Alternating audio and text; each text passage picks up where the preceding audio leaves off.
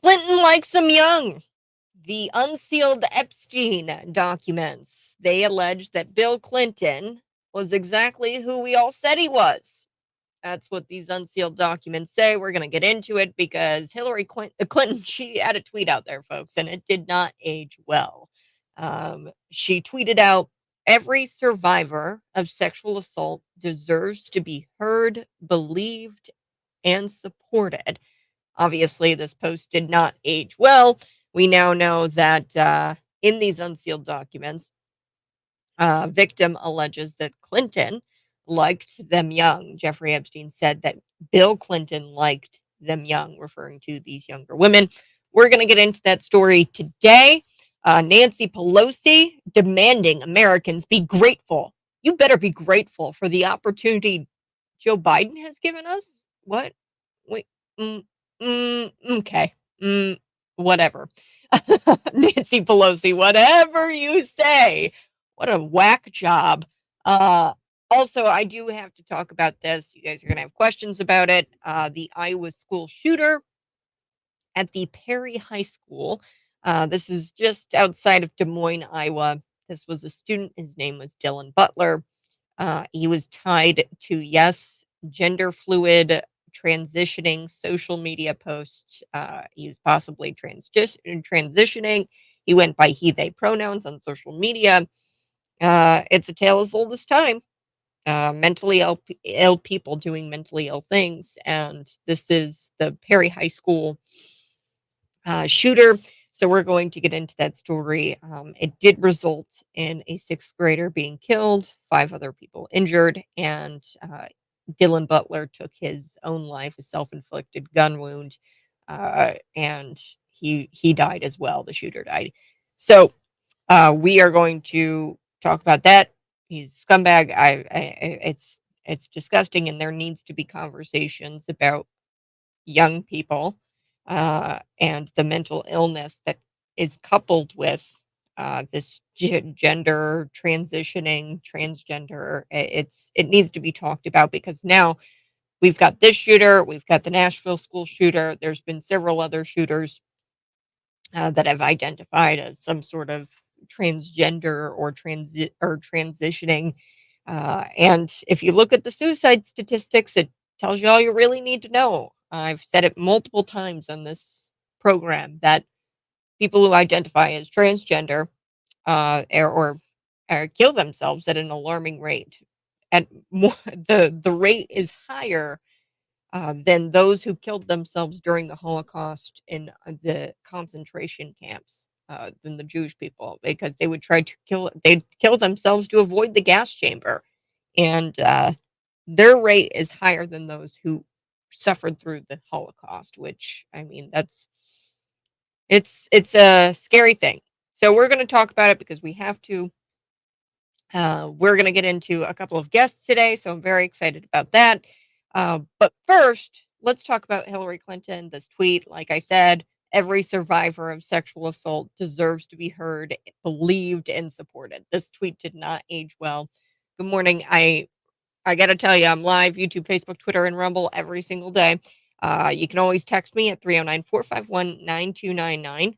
Now, like I said, Bill Clinton, the Epstein documents are out there, and they alleged that Bill Clinton likes them young. And to that, I say, are we going to see any allegations that we don't already know have been alleged? Okay, we already know, we're aware that this is not the first time the former leader of the free world has been accused of sexual misconduct. And this is not the first time he's denied accusations surrounding that conduct. Clinton has yet to be charged with any kind of crimes. And the statement, "I did not have sexual relations with that woman," still holds up today. He hasn't been charged with anything. We may never know the whole story. He may never be charged. I don't know. But we have to run with what we've got for now. So, according to the Daily Caller, we've got court documents related to the former president, Bill Clinton. And these court documents were unsealed on Wednesday as part of this trove of documents. And I went through a couple of those documents with you yesterday. Tom Pritzker, Prince Andrew, Alan Dershowitz, So they were all named in these unsealed court documents and connected with the deceased pedophile, Jeffrey Epstein. They were connected with him in some sort of way and connected with his associates, Epstein's associates. So Clinton, in these unsealed documents, has been identified as John Doe 36. And John Doe 36 is mentioned 50 times throughout this set of documents that were unsealed as part of litigation between prominent Epstein accuser. Her name is Virginia Giuffre. And uh, this litigation is between Virginia Giuffre and the imprisoned partner, Ghislaine Maxwell. So that's Epstein's partner in all of this, Ghislaine Maxwell. So this was part of the litigation. The judge said, "Hey, we have to unseal these documents," and now they've been unsealed. I was kind of shocked to see these newly released. It's really just testimony. That's what these documents are. It's witness testimony from women, victims. So the woman named, her name is Joanna Stoiberg. So I might be butchering these names, but Joanna alleges that Epstein referred to Clinton's alleged interest in young girls. So here's how it goes. They questioned Joanna, the woman, and she says, the law enforcement asked her, "Hey, did Jeffrey ever talk to you about Bill Clinton?" He said one time that Clinton likes them young, referring to girls. The victim testified, Joanna. She also described various trips that she took with Epstein and the sexual acts that she was forced to perform. So she describes all of that with law enforcement. Look, as I said, Bill Clinton, has yet to be charged with any crime. Um, However, we do know that Clinton has claimed that he only traveled on Jeff's jet several times. Okay, we are aware that Clinton has traveled on Jeff Epstein's jet over 26 times, as many as 26 times. But like I said, a lot of what the Clintons say, it doesn't really age well. Clinton himself has said that he has traveled on Jeffrey Epstein's jet several times. So here's what really peeves me off. They're not charging him, but they've got enough. They've got these victims, they've got witnesses, they've got him on the plane 26 times. So Clinton allegedly took as many as 26 flights on Epstein's jet and abandoned his Secret Service detail. So that means there's no Secret Service detail. He went on his jet and went alone on at least 5 separate occasions. So that's what Fox News has reported back in 2016. We know that he's been on the jet. We know that he was alone with Jeffrey Epstein because he didn't even bring his Secret Service with him. And then you've got all these women and witnesses talking about Bill Clinton and how he referred to the younger or how he preferred young girls. Progressives still call this fake news, by the way. So you're probably wondering, okay, Kat, yeah, I get it. Bill Clinton, Al Gore, all of them, Jimmy Kimmel, Tom Pritzker. I get it. They were on Epstein's Island. I get it. They probably did terrible things to young girls, allegedly, allegedly, allegedly. Okay. Why why don't progressives believe it? Well, progressives, they're gonna sit there and call it fake news. And they're gonna say, "Well, what about Trump? What about Trump? What about Trump?" Okay. And then they bring out this photo of Epstein and Trump together. Okay. And then they're like, look, Trump was on Epstein's island. Not true. The claim surrounding Trump in the newly unsealed documents was more so of an offhand remark by Jeff on his jet. So Jeff, according to the New York Times, he said one time that Clinton likes them young, referring to young girls. This is what Joanna testified. Then she goes on and she talks about Donald Trump. She also said that while flying with Epstein on one of his planes, so she was on one of his planes, they made an unplanned stop in Atlantic City, New Jersey. And Jeff said, according to Joanna, she says, "Great. She said that Jeff said, "Great, we'll call Trump." Joanna testified, adding that Mr. Epstein uh, suggested that they visit Trump's casino in Atlantic City, New Jersey. So I wonder why the Times, it's interesting that the New York Times lumped Trump's name together with obviously the very scandalous Clinton allegation that this victim, Joanna, is testifying that she heard Jeffrey Epstein say that Bill Clinton liked them young. And that's a serious allegation, a scandalous allegation against Bill Clinton.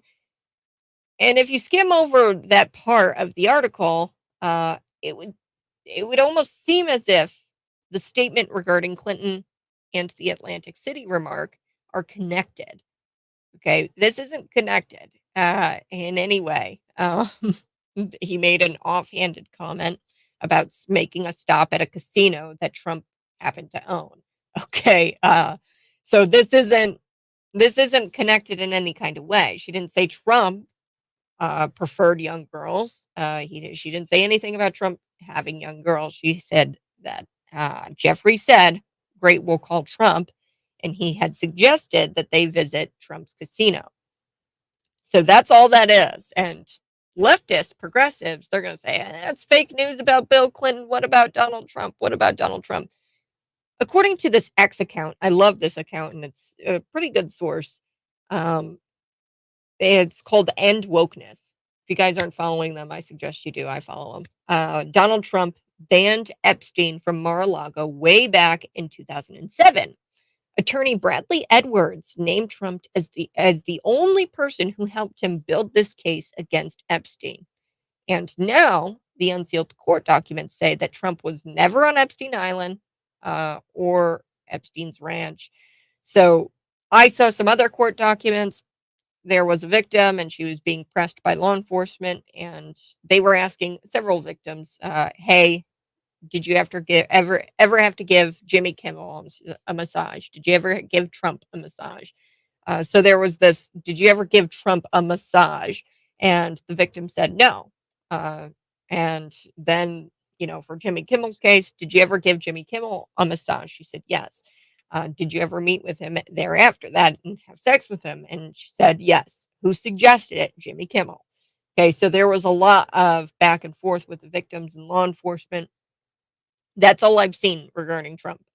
Really, these unsealed documents exonerate him from any kind of wrongdoing. In fact, I mean, it exonerates him. So I do have to take a break. I'm glad that we got to the Jeffrey Epstein bit where we talk about Bill Clinton, and there was an actual witness who said that Jeffrey Epstein said on one of his planes that Bill Clinton, quote, likes them young, quote, likes them young. So we've got so much to talk about today. We're going to take a quick break. Nancy Pelosi demanding that you, Americans, should be grateful for the opportunity Joe Biden has given you. Whatever, Nancy. I'm back. Find me on YouTube, Facebook, Twitter, and Rumble.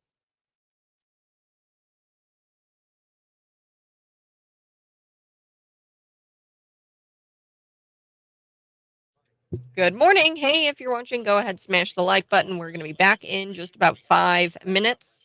Subscribe to my YouTube channel today.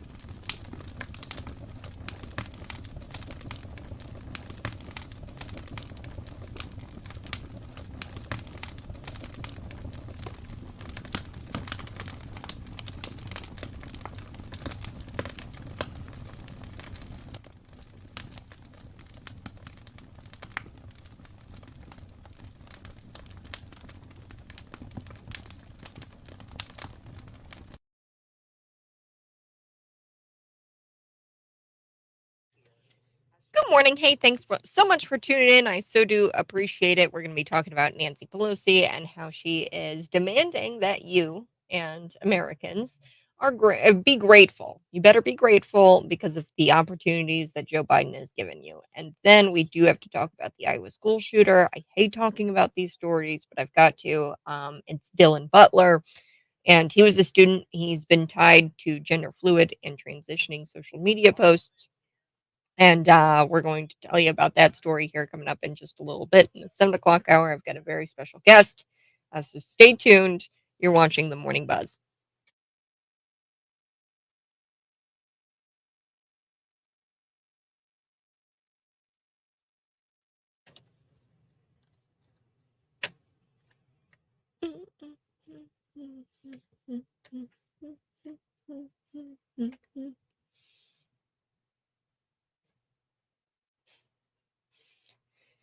So today is National Bird Day, National Whipped Cream Day, and National Keto Day. Good day to watch some birds, start your keto diet, and apparently eat a bunch of whipped cream. Whipped cream is actually keto friendly as long as there's no added sugar. I have seen no sugar whipped cream, which is interesting. So, haven't taken down your Christmas decorations yet? Don't worry, you're doing it right. So today, January 5th, is the 12th day of Christmas, and many people believe today is the day the holiday actually ends. So some people, however, started taking down their lights and decorations immediately after Christmas Day. I like leaving them up. My Christmas lights are still up. I like my nativity scene, and I don't wanna take that down. I just want Christmas to not end. I do love Christmas, but today, January 5th, this is the 12th day of Christmas, so people believe today is the day that the holiday actually ends and people start taking down their Christmas decorations. Let me know in the comments section. That's YouTube, Facebook, Twitter, and Rumble, or you can text me at 309 451 9299. Have you taken your lights down? Have you taken your decorations? If decorations make you happy, why the rush? I think that we're living in a crazy world, and Christmas. If it was up to me, I would leave my lights up all year long. I would. I would leave them up, and I wouldn't have to put them up every year. Maybe I'd shut them off during the summertime, but I would love to leave them up all year round. Now, looking for love in the new year? Then Sunday is your day because apparently Sunday, January 7th, is the busiest day of the year for dating apps. Yes. And it's been actually dubbed Dating Sunday. That's what this January 7th is all about. I have nothing against dating apps if you do it correctly and if you're safe about it. But on Sunday, the number of messages sent on Tinder increases by 22%. Users respond 19.4 minutes faster than on any other Sunday of the year, and the number of likes on the app increases by 18.2%. Wow, that's a lot. Uh, whether it's the grief they got over the holidays about their relationship status, or it's a New Year's resolution to find love, or the fact that Valentine's Day is right around the corner. I don't know, maybe that's why. Lots of daters will be looking for their love matches on Sunday. Apparently, this is a big day for dating apps, so get your profiles ready if you're looking. All right. Well, I do have to take another break here coming up, but I do wanna get into Nancy Pelosi, demanding that you, Americans, be grateful for the opportunities that Joe Biden has given you. Okay, whatever. The most important, the very this is the most important question for this election cycle. Are you better off now than you were 4 years ago? It's the only question that matters. Are you better off now than you were 4 years ago? Um, and that's why Democrats and the media, but I repeat myself, media and the Democrats, the same thing. They're all going in on white supremacy and abortion. That's what they're running on, white supremacy and abortion. They know the answers. They know the answer to that very important question. Are you better off now than you were 4 years ago? Uh, and under Biden, the answer is hell no. So they need divisiveness, and they need fear, and uh, uh, they need to play groups of voters off of each other for distraction, as a distraction. That's what they're trying to do, the left, Democrats, and the media. But I repeat myself, they are running on white supremacy. So I'm going to be back in just a couple of minutes. Nancy Pelosi, you won't believe what she said. And then we do have to talk about this school shooter. I don't like talking about school shooters, but I do have to give you this information. This was in Iowa. It was just outside of Des Moines. His name is Dylan Butler. He's dead. It was due to a self-inflicted gun wound, and he killed a sixth grade student. So we are going to talk about that, and I hate talking about it, but I have to. You're listening to the Morning Buzz. If you want more content, head to Rumble, Twitter, YouTube, and Facebook. I'm there live streaming now.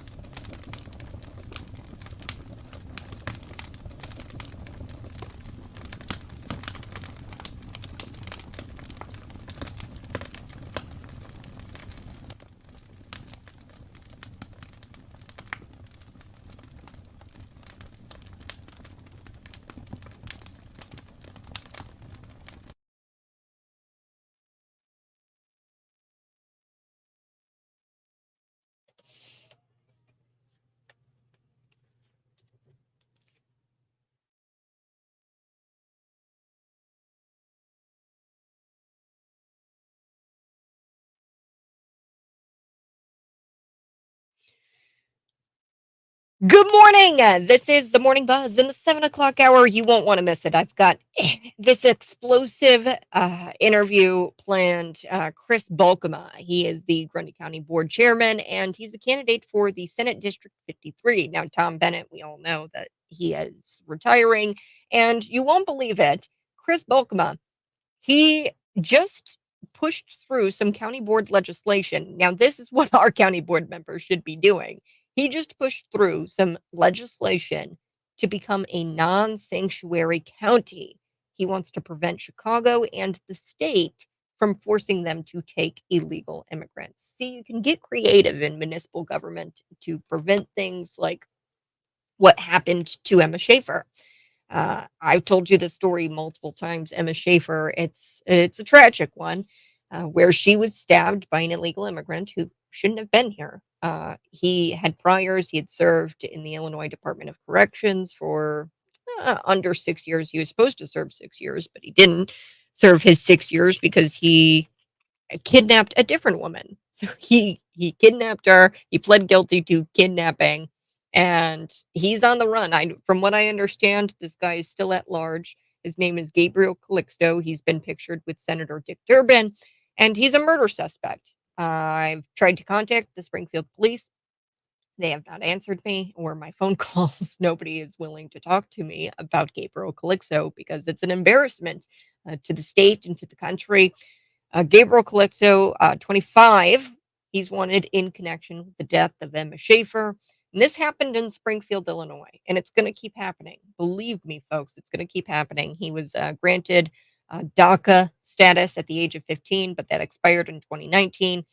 And despite working as a community advocate, he was no stranger to run-ins with the law. So he worked as a Democrat activist. That's Gabriel Calixto, and he was an illegal immigrant. He attended college, maintained employment, but in late 2017, he struggled with mental health issues. He was diagnosed with all kinds of depressive disorders, and he actually pled guilty to kidnapping to a young girl, former girlfriend of his, in 2018.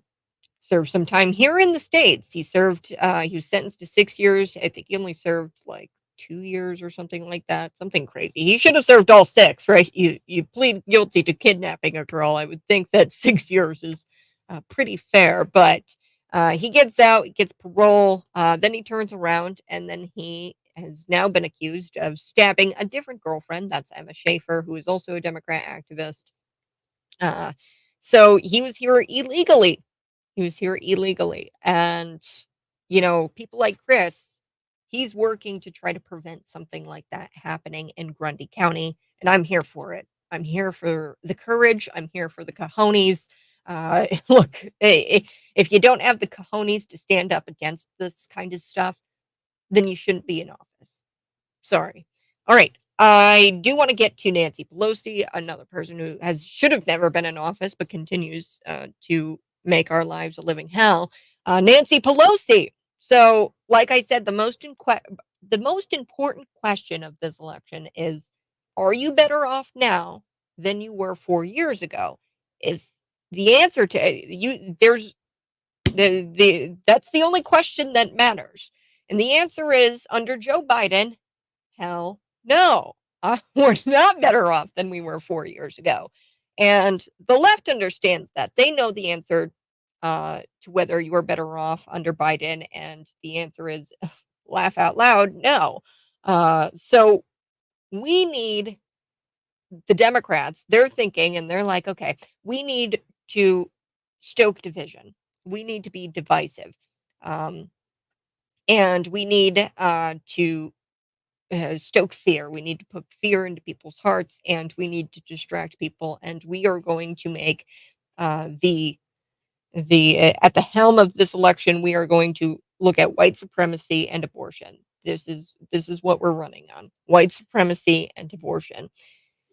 And but in fairness, the Democrat politics of fear and hate beats sending Nancy Pelosi out there to try to tell Americans that they should be grateful and to realize the opportunity that Joe Biden has given us. Okay, all of that divisiveness, all of that fear that the Democrats use, I still think that's all better. Like, you can sit there and screamed until the cows come home that white supremacy is the biggest threat to America. You can sit there and say that, my body, my choice, and scream that we're, taking women's reproductive health away from them.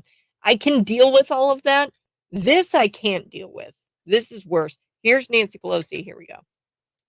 Let's just take it to the kitchen table about people's health, financial well-being, their freedom to live their lives, and again, the opportunity that Joe Biden has given them. Let's just take it to the kitchen table about people's health, financial well-being, their freedom to live their lives, and again, the opportunity that Joe Biden has given them. What?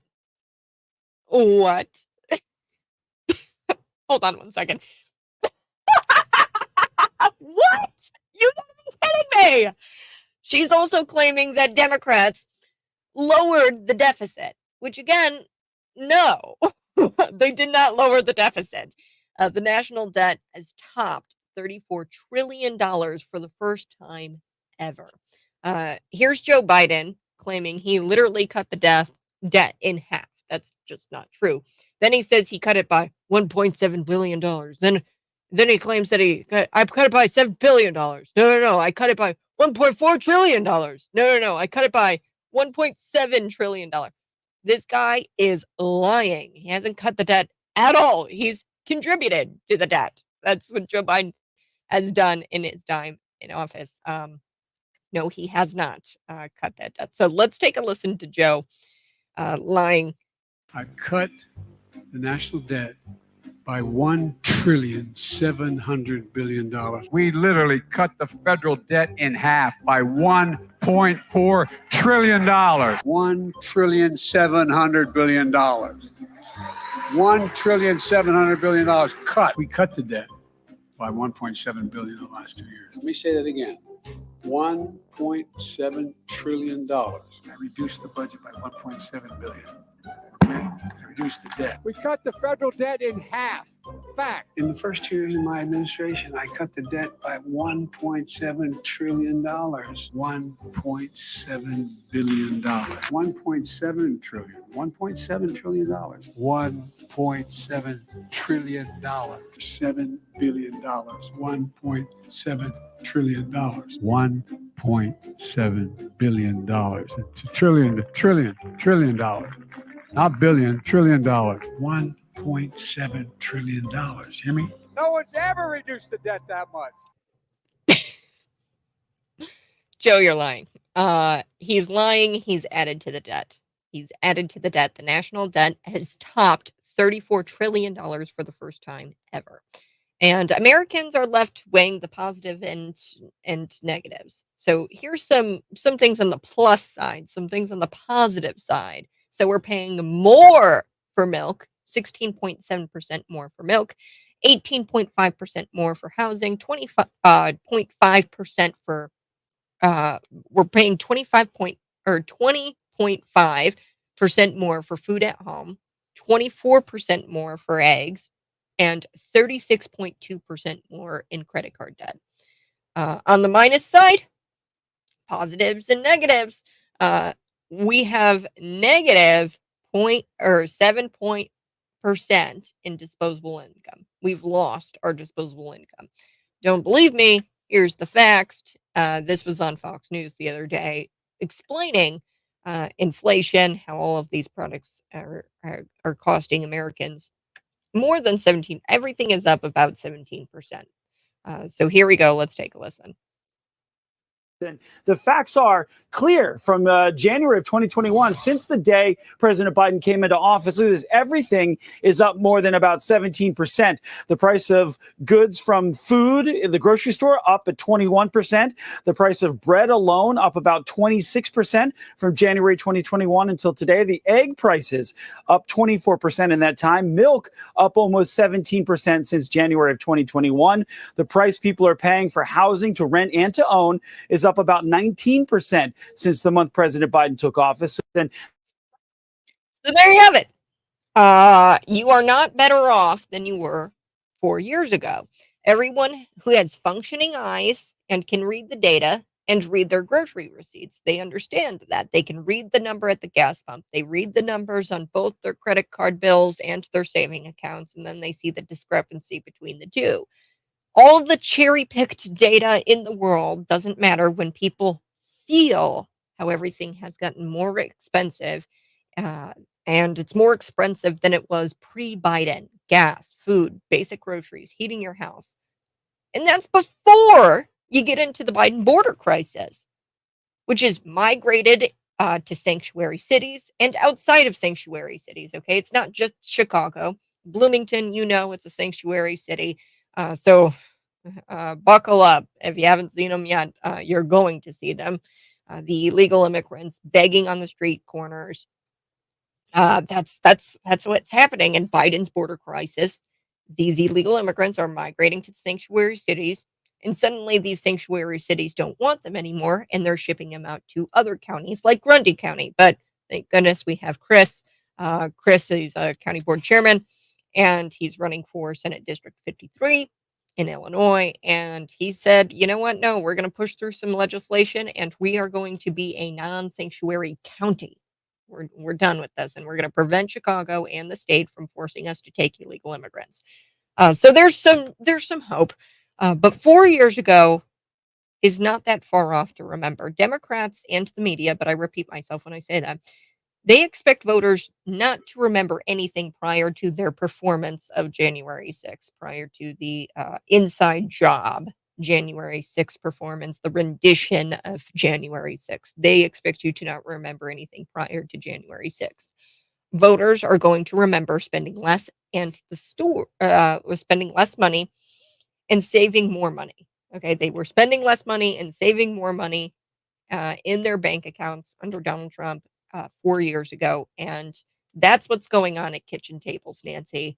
Sorry, but I'm not sorry. Nancy Pelosi, I can't believe she told you to be grateful for the opportunities that Joe Biden has given you. Yeah, okay.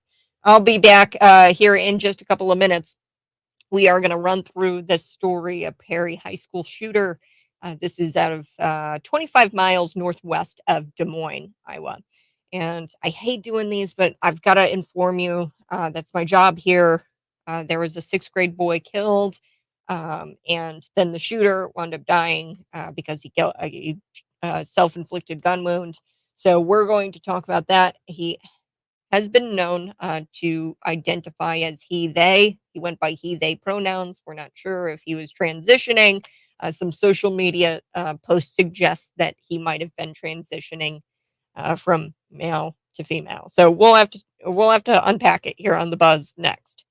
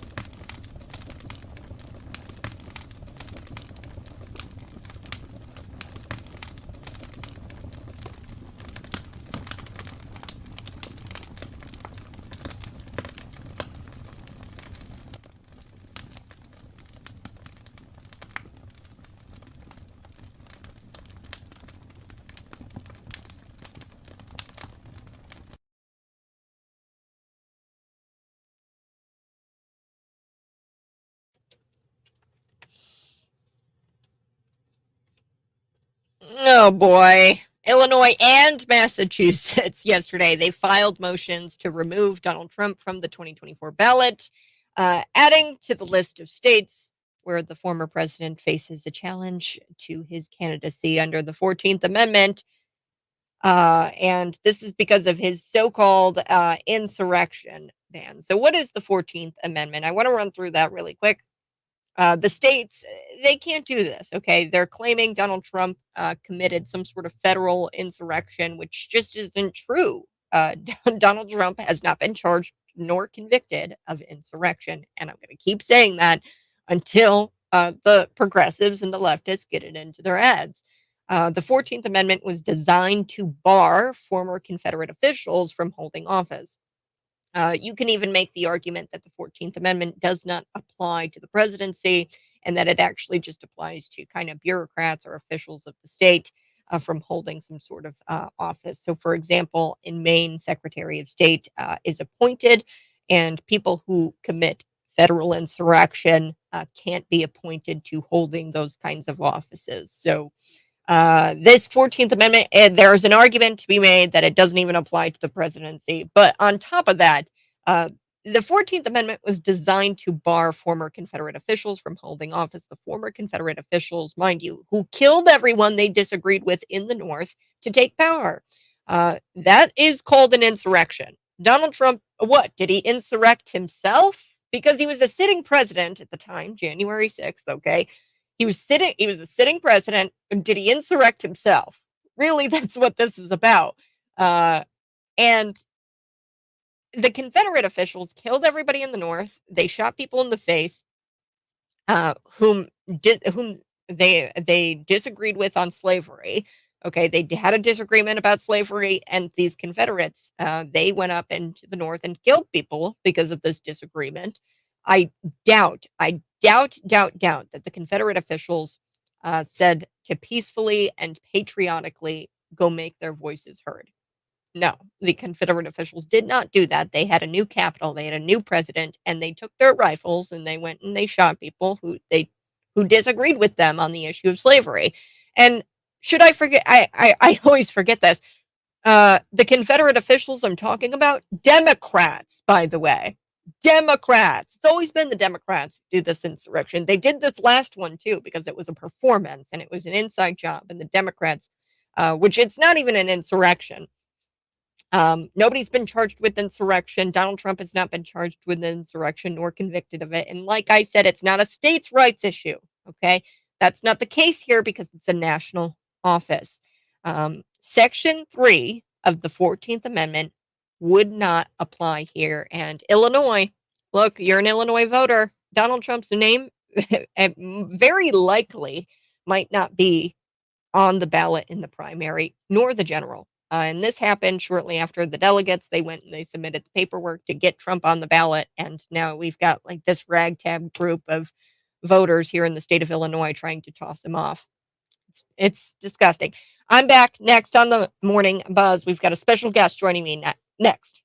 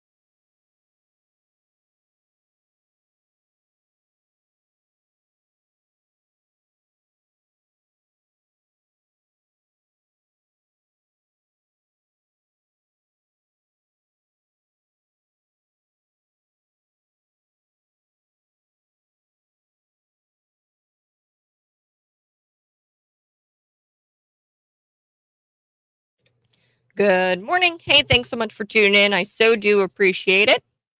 We're going to be chatting with Chris Bolkema, and we have lots of stories to discuss here because they actually got national attention from Fox News. Grundy County did. So we're back in just a couple of seconds, and smash the like button if you're watching. Share this out with your friends.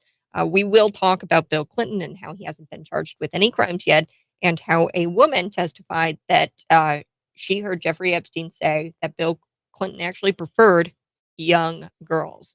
So that's all planned for you here in the 7 o'clock hour.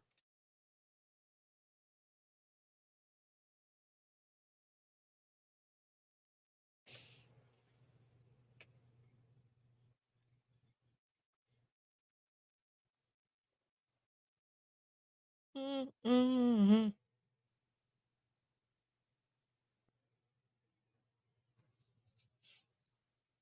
Wow. Coming up in just a little bit, we're going to be talking about that school shooter out of Iowa. I know a lot of you have questions about it. Yes, Dylan Butler is his name. I hate talking about these stories, but I've got to. I've got to tell you about it because there was a sixth grade boy who died. Dylan Butler, the student who executed really executed this young boy. He also died from a self-inflicted gun wound. He has been identified as a senior at Perry High School. This is 25 minutes northwest of Des Moines, Iowa. There were, I think, about 5 people injured out of that, including the school principal, and he was rushed into surgery. So we're going to talk about that story because guess what? Another possibly transitioning transgender shooter going into a school and shooting up the place. We saw this in Nashville, the Nashville school shooter. And here we have Dylan Butler. He was tied to, quote, gender fluid and transitioning social media posts. And in his social media bio, you won't believe it, a gay pride flag. So we're going to be talking about how this community, the trans community, and how the mental health uh, is just extremely it's unhealthy. The individuals in this community, and we need to start talking about it because it's not the gun who shot those people. It's Dylan Butler, and Dylan Butler was truly a disturbed individual, and it's a sad story. But we've got to talk about it here on the Morning Buzz. But before we get into all of the details on that story, I do want to talk about this story. It's local. Grundy County Board Chairman Chris Bolkema. He's a candidate for the Senate District 53. Yes, Tom Bennett is retiring. And he just pushed through some legislation, county board legislation, to make the county, Grundy County, a non sanctuary county. Yes. And he did this in order to prevent Chicago and the state from forcing the county, to take illegal immigrants. There was actually this Fox News article that just was published in the last 48 hours. Uh, and they make mention of the sheriff there locally. On the line with me, Chris Bolkema himself. Chris, I'm so glad to have you on this morning. I'm actually kind of from the area. I know Morris very well. I grew up in Wilmington, Illinois, and you won't believe the crazy story I've got. I mean, I walked into a diner. We've always gone into this diner, Chickadee in Wilmington, and I sat down. I looked out in the diner and saw 30 to 40 Mexican military-aged men dining that morning, and I've never seen that before in my life. I was looking around for a bus. I was like, "How did these guys get here?" That's not the typical demographic of Wilmington. It's a very, very small community, and it's predominantly white. So, and like I said, diversity is not the issue here, folks. It's forced diversity that's the issue. Can Wilmington take these individuals and provide housing, food? Can they withstand that kind of population and that amount of men coming to the town? Chris, are you there? Yes. Good morning. Thank you so much for having me. Chris, yeah. So I got to ask, Grundy County, have you guys seen an influx of illegal immigrants? And is that why you pushed for this non-sanctuary status or legislation through at the county level? we have seen warning signs that could be coming, and so we proactively put that measure on the board meeting in December, which unanimously passed. If you rewind 3 years ago, we actually proactively put a question on the 2020 ballot. And if you remember, of course, we had a different president then. We had a very proactive president that was managing immigration. And so we put a question on the ballot to ask the voters, should we in Grundy County support federal immigration laws? So it was a proactive measure back then that overwhelmingly passed, way north of 75%. So it positioned us to say, from an immigration perspective, we in Grundy County welcome immigrants the legal way, not the illegal way. And so that question was on the ballot 3 years ago. We got the answer. That was a proactive president. Now, fast forward 3 years later, we are now having to react to a different federal government that is obviously allowing illegal immigrants to come in the droves. And so we decided to take the foundation of the residents' will that they articulated to us 3 years ago and make sure that we become a defined non-sanctuary county. As you probably heard, Joliet Township was in the news recently before that as possibly taking over $8 million. And we thought, whoa, we're getting warning signs. This is coming all around us. We are going to stand strong as a county and define ourselves as A, not going to take any money to help illegal immigration. B, we're not going to provide any insight or any signals to any part of Grundy County that we are welcoming illegal immigrants. And so we put that measure on the board meeting. It passed overwhelmingly. And then we've got some additional measures we're going to take place here next Tuesday at the January meeting. What are those additional measures? So after we passed the non-sanctuary status in December, it was a great victory. Obviously, over the last weeks, we've seen more and more buses heading north from Texas. We actually, a lot of local elected officials started getting a list of buses, the time they left what city from Texas, and when they were expected to arrive. We realized that in Kankakee and some of the other areas, we were seeing buses, people get dropped off. And so we said, okay, it's nice that we're defined as a non-sanctuary city. That's the will, or county. That's the will of the people, and we're good there. But what happens if a bus drops off 50 people at a bus stop or at a truck stop at 3 a.m. and the bus driver takes off and we've got 60 people that are standing in blankets? What do? So we put together a plan that says, A, we're going to keep the buses moving. So anytime we see a situation where we've got a bus that potentially stopping Grundy County, we are going to, with law enforcement, keep that bus moving right on down the road where they were supposed to go, which is the city of Chicago. So that's the first layer of reactiveness. The second is if we end up seeing people get dumped off and the bus driver scoots down in 5 minutes and we can't catch up with him or her, then we would do whatever we can do to get the people moving to the nearest train station, to the nearest path, because they didn't have a destination out of Texas as Grundy County. And so we want to make sure they keep moving. So we put that emergency plan in place, and I signed an emergency proclamation a few days ago to reflect that. What we're going to do at the full board meeting next Tuesday, for anybody who's interested, you can tune in live.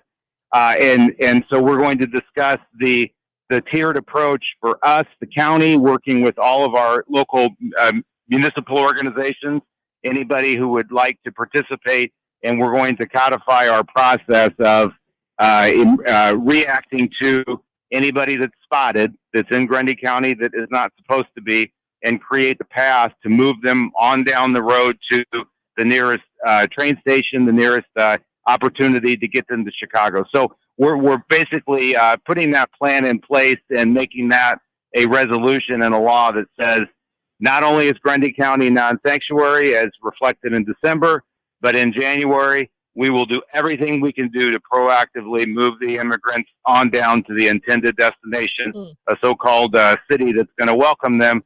That's great. That's the city of Chicago in our case. Yeah, well, and all great ordinances now, or things you're working on. One thing that I didn't hear was about this Illinois hotels. You're starting to see this. I think it was Cicero, a couple of other towns here in the state of Rosemont, I believe, was tacking on $1,000 tax on a hotel or on a hotel stays 30 days or longer in an attempt to prevent housing illegal immigrants. And they're trying to protect their communities. So Rosemont said, you know what, we're going to tack on this $1,000 tax if you're staying at a hotel for 30 days or more. And they're trying to prevent really illegal immigrants from being housed in their hotels. Do you have a problem with that in Grundy County? Obviously not yet. You're doing everything preventative. But do you foresee that? I don't know if there's a whole lot of hotels in Grundy County. But what do you think about that? Yeah, we obviously do have. We've got great hotels, and we love to have tourists. We love to have people coming through the legal path to visit our county and the city of downtown Morris. Is beautiful. So the measures that we're putting in place in January reflect the buses, the folks that are coming through the county, and we're making sure they don't stop here. The next level, to your point, would be if we have intelligence or if we have feedback that people are being housed in our hotels, we would absolutely take those next steps. I can assure you that that's not the case right now. We've had conversations with those managers, with those companies that run the hotels, and we don't have any housing of immigrants that we know of right now. But we have demonstrated proactiveness on these fronts, and if we need to put those measures in place to say, hey, if we've got somebody here and they appear to be here for the long term, we will definitely take the action to ensure that they don't stay. If you look at this big picture, I know this has been played back 1,000 times. I can't believe we're having this conversation. I'm 52 years old, and I look back at my history in this beautiful country. The fact that we're having to talk about the people that are just walking across the border and the safety and the risks. You look at the sex trafficking industry. You look at all of the different things that we are fighting hard, and yet we have people walking across the border, have the potential to get dumped off at any rural truck stop at 3 a.m, standing in blankets, men, women, and children. And we have a federal government, and unfortunately, we have a governor that right now says, you know, that's okay. Let's find a way to welcome them. And to me, as a Christian, we're called to help those around us in need. But the best way we can help those in need is to prevent people from being put in harm's way. And when we have the risk of people being dumped off at any location, anybody can show up. A bad person can show up and say, "Hey, these 5 people with me, come. I'll take. They're with me. I'm going to take them." And you take them, and then you never hear from them again. You have no idea what's happening to these people. So for me, it's an issue of protecting humanity. And if we don't proactively put these measures in place, we will be we will be held accountable, I think, at some point in the future for allowing very bad things to happen to people that were trying to get a better life, but just permitted to go through the wrong path to do so. Yeah, well, and the accusations of racism, I'm sure, have been hurled towards your way there. But the signs, you said no immigrants. There were signs in Grundy County. They actually got national attention, I believe. Yeah. Yep. So we put a plan in place that I spoke of a few days before Christmas. We said, okay, what do we do if folks get dropped off? Well, we put the plan in place and said, if folks get dropped off, we're going to work together. Our municipal police departments, our sheriff's department, our state's attorney, we are all one cohesive group of local government. And so we had the great opportunity to get together to say, here's what we're going to do. We're going to keep them moving, A. B, if people do get dumped off and we can't, get the bus driver, or they skip town before we can get to them. B, we're going to move the people to the nearest train station, to the nearest opportunity to have them get to their original destination. And people said, well, what's the best way to keep people moving? And we said, signs. Well, let's put a couple of signs out that says, keep moving. I think the exact language was no migrants allowed. And we did that as an emergency manner to say, we want to signal to the bus company and the drivers that don't stop here. You're not going to get a warm welcome. Don't stop here. You're not going to get a warm welcome. Well, that brings me to this next question, and I got to let you go. But you're running for Senate District 53. That was Tom Bennett's district, I believe. He's retiring. There's been some, musical chairs going on with that seat. But I want to ask you, a lot of county board members will tell me, well, our hands are tied. The state kind of forces us to do it this way.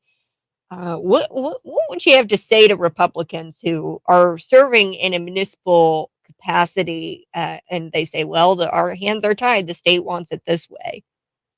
My feeling is that is a kind of a weak answer, and I feel like that the voters that put me in office expect me to stand strong. So, you have to rally around your legal team. In this case, in a county perspective, it would be the state's attorney. So we have to be aligned with our legal team, but we have to stand strong.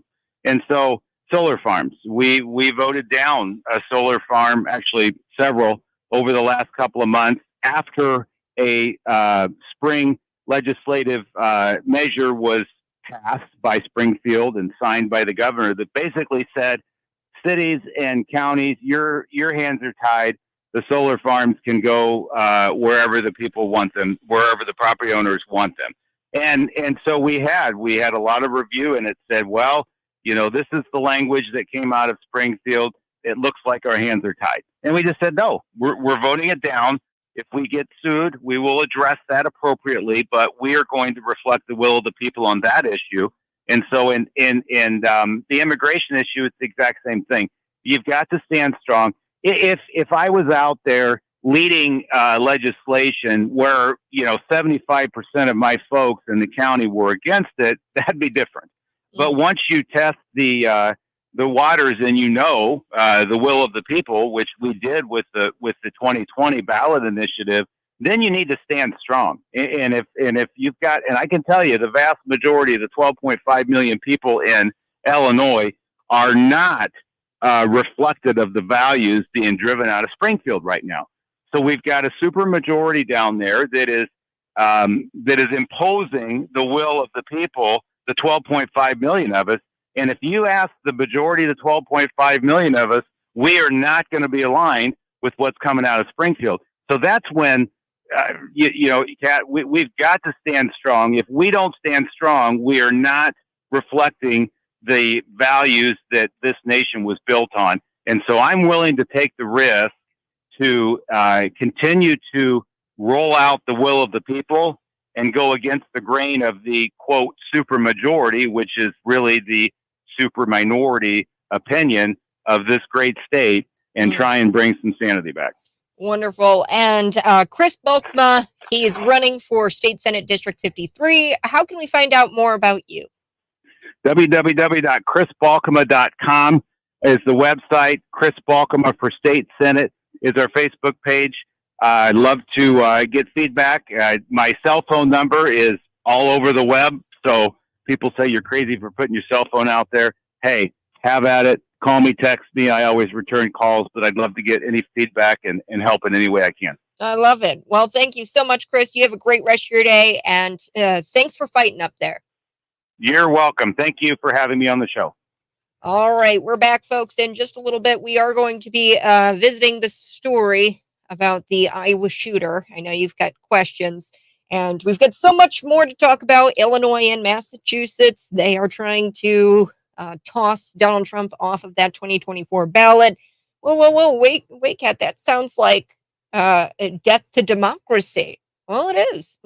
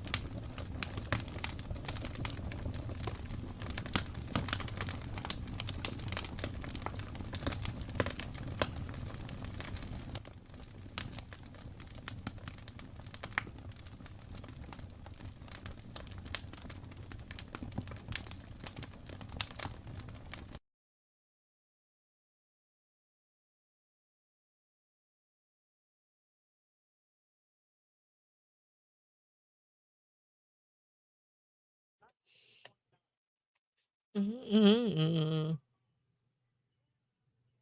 Mhm. Mhm.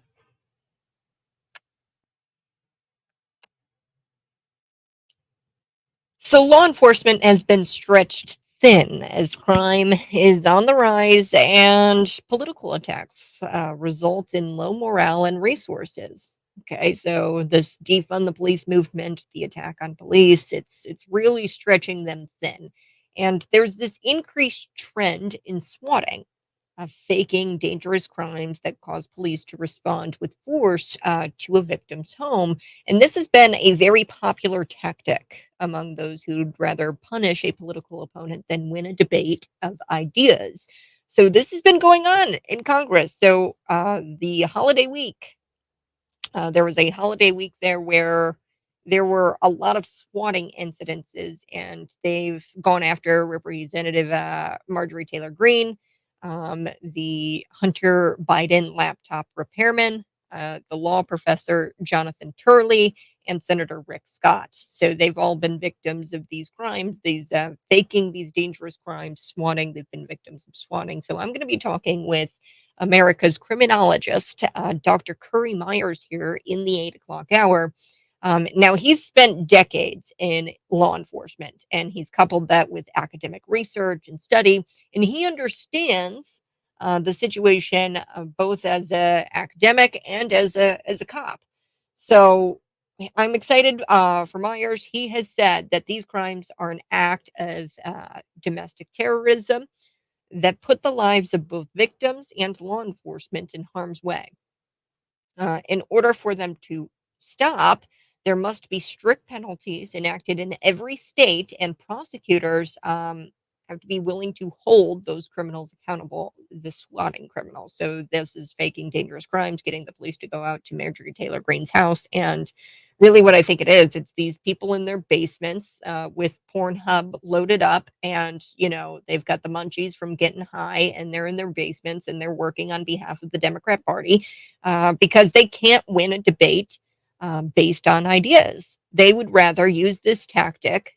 They'd rather get a guy who has Pornhub loaded up and eating Pop Tarts in his mom's basement to do their dirty work and to call and to fake these dangerous crimes and cause the police to go out there and respond to the victim's home, to use this tactic to get them to be punished. That's what's going on. They're punishing Marjorie Taylor Greene for standing up and stepping out. They're punishing the Hunter Biden laptop repairman, the law professor, Jonathan Turley, and Senator Rick Scott. So I'm going to be chatting with this guy. He's an expert. He's got a law enforcement background. He's worked in academia. So I'm excited. And you're going to want to stick around for that. Speaking about crime, this is a story that I've been dreading all morning, but I am going to have to deliver this. So, the suspect behind the Perry High School shooting has been reportedly identified as a senior, and his name is Dylan Butler. Police confirmed the shooter's identity yesterday. While several people were injured, I think it was about 5 people injured. There was one boy, a sixth-grade boy, who was killed. The shooting took place in the morning prior to the start of the school day. There was a breakfast program going on, and this happened all on Thursday morning, yesterday morning at an Iowa school. It's about 25 miles northwest of Des Moines, Iowa. And among those who were injured, the school principal was injured, and he was rushed into surgery. So the shooter died as a result of a self-inflicted gun wound. I do want to play this clip. This was the press conference shortly after they found the shooter had died. The suspect is dead um, because of a self-inflicted gun wound. So this is a deputy and the police addressing the shooting from yesterday. Here we go. There are 6 victims, one of them who is deceased. That individual was a 6th grade student at Perry Middle School. The other 5 are being treated at area hospitals. 4 of the surviving surviving victims are students, and the 5th is a school administrator. There are 6 victims. I always hate these press conferences. I hate playing the clips, but he gave you some information there. Now what he didn't mention in the in the press conference, and what I'm going to give you here exclusively on the Morning Buzz. And I've got this from the Post Millennial and Libs of TikTok. They did some work on this. Dylan Butler had a TikTok account where he went by the username Took Too Much. So that was his username, Took Too Much. And his TikTok is disturbing. The student's last post was him inside of a bathroom stall with a duffel bag on the ground next to him. And the video featured the words. The video had like a caption and it said, "Now we wait." And then there was a song behind the video, and it was that song called Stray Bullets. And it was playing in the background of the video of him in this bathroom stall with the duffel bag. So the account has since been wiped by TikTok. Yes. And the account, his profile picture, it was an anime girl as the avatar. And then in his biography, he said that he was a DJ. And then he said that, he had a gay pride flag in his bio.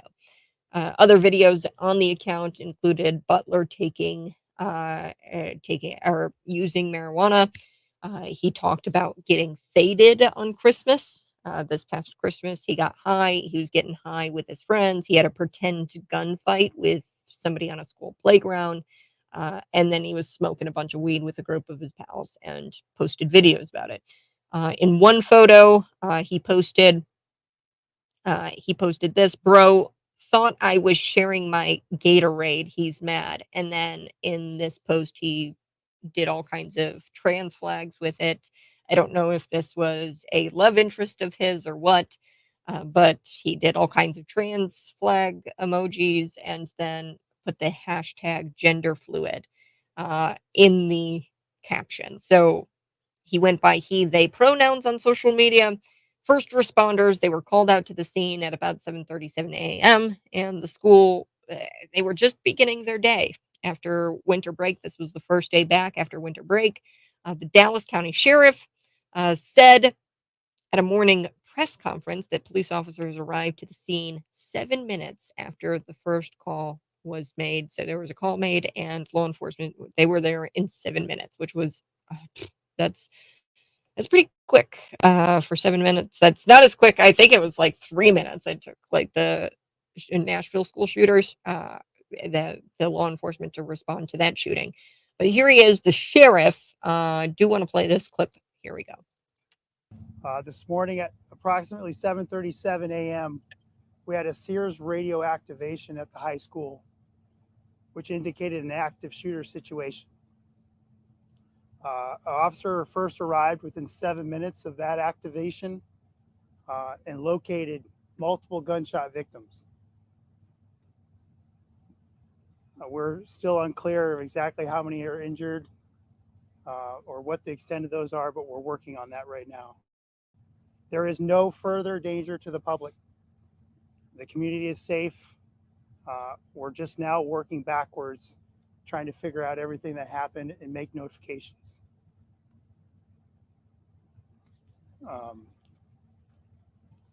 There'll be another update later on today. It's still very early. This happened at approximately 7:37 this morning. School didn't start yet, luckily. So there was very few students and faculty in the building, which I think contributed to a good outcome in that sense. But we'll have more information later on this afternoon. We will not be releasing any more information in the meantime. So please be patient with us so that we can talk with these victims and their families and try and figure out what happened. We won't be answering any questions today either, for right now. We'll let you know later on this afternoon what time we'll be meeting back with you again, and we hope to provide more detail then. So can we just to be clear, you don't have a number of people who were injured in this? We're still working. So there you have it. My problem with that, was that he said there is no immediate danger to the public at this time. And I understand that, but there is still a danger. And as Ryan said in the comment section, a confused trans kid who probably was messed up with hormone replacement or hormone treatment shot up a school. No one saw that coming at all. Yeah, he says sarcastically, Ryan, and you're right. I mean, there is a danger to the public as long as we continue to pump children full of hormone treatments. We don't know the long-term effects of these hormone treatments. We do know that they cause a lot of issues with osteoporosis, mental health issues, depression, things like that. If we continue, now I don't know if this kid, he in social media post he claimed he was transitioning. I have no idea if he was on hormone replacement treatments or hormone treatments. But there needs to be a conversation about the mental health specifically in this community. We've seen it now with the Nashville shooter, and now we've seen it in Iowa, where they identify as transgender. They go by different pronouns. He went by he, they pronouns on social media.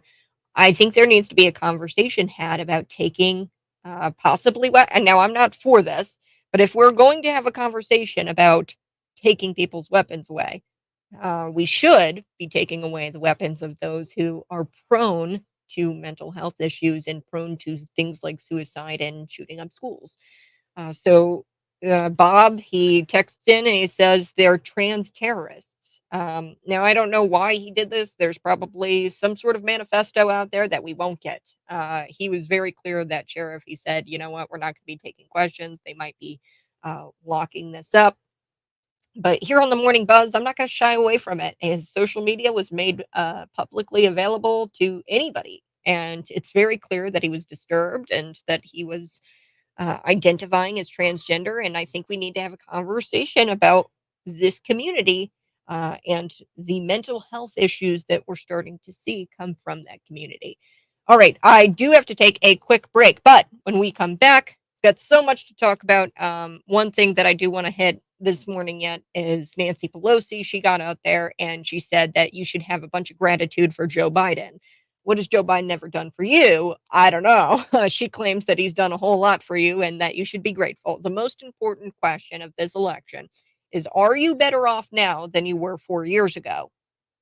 That's the only question that matters this election cycle. So I'm going to be back. We've got more stories ahead. Text me at 309-451-9299.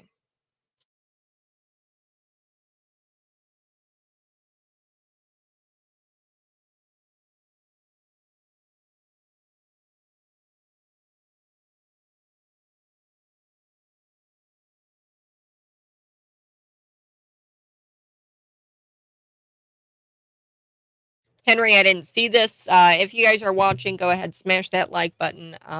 Yeah, according to the news reports, the shooter was on a watch list, walked in school, and he was known to be troublesome and had a bunch of trouble. So.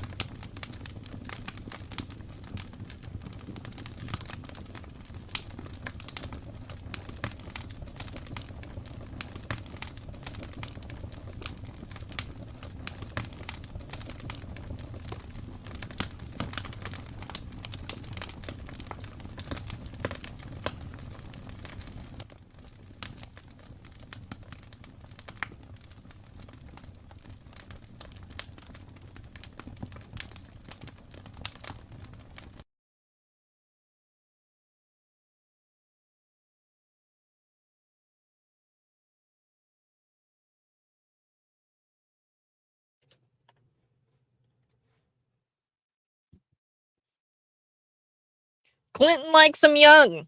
Unsealed Epstein documents allege that Bill Clinton was who we all said he was. Hillary Clinton, she actually tweeted this one time. She goes, "Every survivor of sexual assault deserves to be heard, believed, and supported." Obviously, that tweet did not age well. Yikes. The Epstein documents, they now allege that Clinton liked them young. And to that I say, are we going to see any allegations that we don't already know that have been alleged? Okay, so we have known this about Bill Clinton for quite some time. We are aware that this is not the first time the former leader of the free world has been accused of sexual misconduct, and this is not the first time he's denied those accusations surrounding that said content or conduct. So Clinton has yet to be charged with any crimes, and this bothers me. I did not have sexual relations with that woman. Still holds up, and they're not charging him with anything. But I feel like there's plenty of evidence to at least charge him with something, right? Court documents related to President Bill Clinton have been unsealed as part of this trove of documents connected to the deceased pedophile Jeffrey Epstein, who didn't kill himself, by the way. Jeffrey Epstein uh, and Bill Clinton. I mean, they're Bill Clinton has been identified as John Doe 36, and this name, John Doe 36, has been mentioned 50 times throughout these court documents. And this is this unsealing. This is part of a litigation between the accuser Virginia Giuffre and the Epstein imprisoned partner Ghislaine Maxwell. So Ghislaine and Virginia, they have a case against each other, and as part of the litigation, the judge said, "Look, you've got to unseal these documents." And there's been testimony, newly released testimony from Joanna. This is a woman, a victim, and she alleges Epstein referred to Clinton's alleged interest in young girls. So there's so much here with the witness testimony. Plus, Bill Clinton himself came out and said that he traveled on Jeff's jet several times. In fact, Clinton allegedly took as many as 26 flights to Epstein on Epstein's jet, 26 flights, and 5 of those times he abandoned his Secret Service detail. So he was alone. This is according to a Fox News report in 2016. The progressives, they're going to continue to say, well, what about Trump? What about Trump? I'm going to get to that. I'm going to get to that because this actually, the unsealing of the documents exonerates Donald Trump. And did you know Donald Trump banned Jeffrey Epstein from Mar-a-Lago way back in 2007? Attorney Bradley Edwards named Trump as the only one who helped him actually build a case against Epstein. You know who didn't help? Jimmy Kimmel. You know who didn't help? Al Gore. You know who didn't help? Tom Pritzker, the cousin of Governor J.B. Pritzker. So we're going to be chatting more about this. Plus, I've got a special guest in the 8 o'clock hour, an expert on swatting. Swatting has been a big problem, specifically to members of Congress, and even more specifically, Marjorie Taylor Greene. So he's America's criminologist, Curry Myers. He's going to be joining me here in the 8 o'clock hour. You're going to want to stay tuned for that. Find me on YouTube, Facebook, Twitter, and Rumble.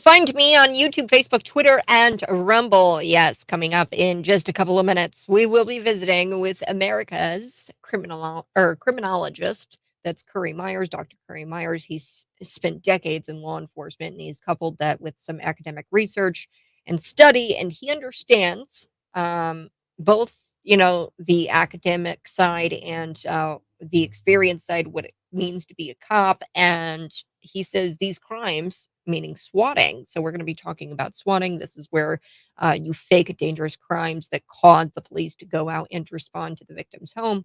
It's happened at District 87 a couple of times, the high school there.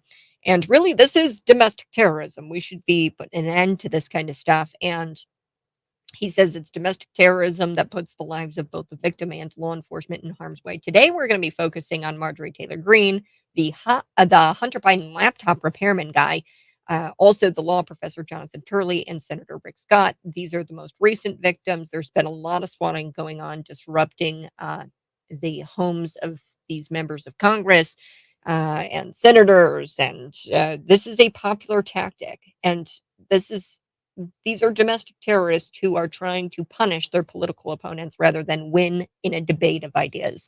And we're going to be chatting about it here on the Morning Buzz. But before we took the break, I was telling you guys a little bit about Donald Trump and how these unsealed documents actually exonerate him. So there was a claim made surrounding Trump in these newly unsealed documents, and it was more so of an offhand remark by Jeff on his jet. So there was a jet, and Bill Clinton took that jet like 26 times, and he took that jet and abandoned his Secret Service detail and went to possibly the island and his ranch home, Jeffrey Epstein's ranch. So, according to the New York Times, he said one time that Clinton, and this is according to Joanna, who is the victim here, she said, Jeff said that one time Clinton likes them young, referring to the girls. She also said that while flying to Epstein or with Epstein on his plane, they made an unplanned stop in Atlantic City. Jeffrey then said, "Great, well, we'll call Trump." Joanna testified that Epstein suggested that they visit Trump's casino, apparently in Atlantic City, New Jersey. He was not at the island. He didn't. This was an offhand remark from Jeff on his jet. We're going to break it down more on the Morning Buzz next.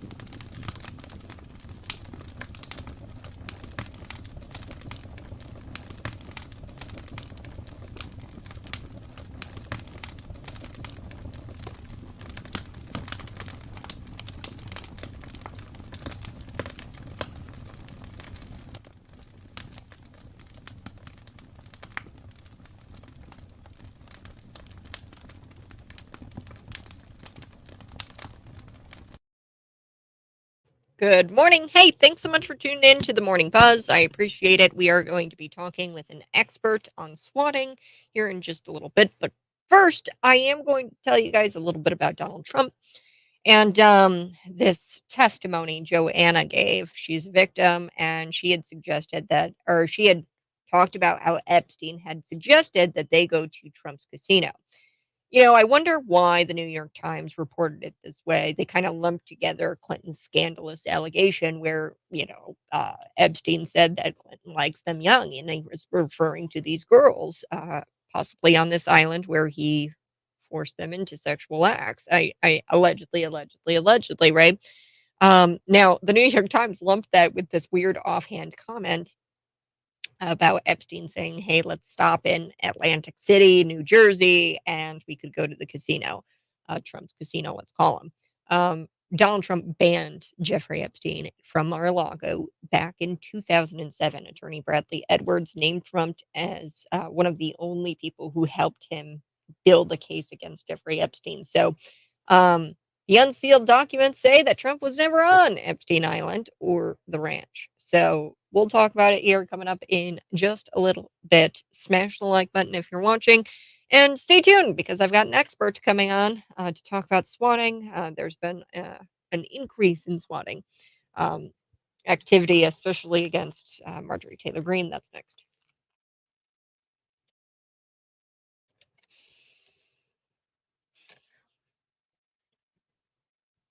These unsealed court documents, they say that Trump was never on Epstein Island, nor was he ever on this ranch that Epstein had. And the New York Times, I love how they report this, and I'm going to expose the New York Times here. So buckle up. You're listening to the Morning Buzz. Kat Peterson here. So Joanna, she's a victim here. And she was interviewed by law enforcement. She's a part of these unsealed documents. And she says in these unsealed documents that Jeffrey Epstein said one time that Clinton prefers them young, likes them young. And of course, she's referring to the girls that Jeffrey Epstein trafficked. He was convicted of sex trafficking.